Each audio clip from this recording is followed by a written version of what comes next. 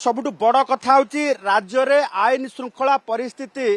विपर्यस्त ये कथा जेतेबेले आलोचना करा जाउची राज्य पुलिस एवं गृह विभाग रो कार्यकारिता उपरे जेतेबेले प्रश्न उठुची ताकू नेकी सरकार को जवाब देबा को पड़ुची राज्य पुलिस मुखिया को जवाब देबा को पड़ुची एभली स्थिति रे पुलिस रो दक्षता उपरे प्रश्न उठितला एवं एभली स्थिति रे राज्य रे किभली भाबे लोकन को सुरक्षा जोगे दिया जिवो पुणी थरे लोकन को मन भितरे पुलिस रो काम पाई एवं पुलिस रो एक्शन को नेकी जो भली भाबे री इमेज बिल्ट अप करबा को पड़िबो सेथि पाई गोटे स्ट्रेटेजिक प्लान प्रस्तुत करा जायथला। विगत दिन रे देखिछंती जे गो माफिया को ऊपर किभली भाबे बड़ कार्यानुष्ठान निया गला एवं जदि आमे देखिबा जे डीआईजी पिनाक मिश्र ठारू आरंभ करके आमे जदि देखिबा जे संबलपुर सुंदरगढ़ एठी किभली भाबे गो माफिया को ऊपर कार्यानुष्ठान निया जायथला। एबे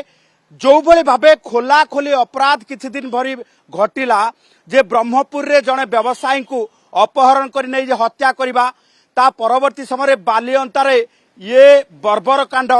नयागढ़ रे जने खणी जो रही व्यवसाय को लेकिन जनक हाथ हाणी हत्या करिबा झारसुगुड़ा रे गोड़े गोड़े हाणी हत्या करिबा ये सबु घटना जेतेले सामना को आसिला सेतेबेले पुलिस आवश्यकता मनिला जे लोकंकर आस्था भाजन हवा को हेले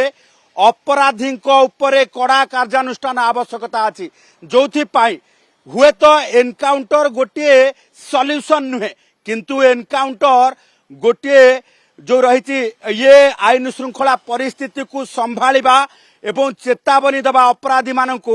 गोटे कार्यानुष्ठान ये फल स्वरूप कारण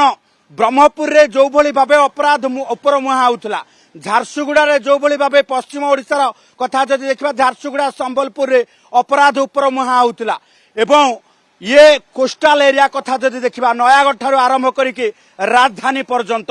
पुलिस उपस्थिति रे जो भली भाबे आईन को हाथ को नौछंती अपराधी।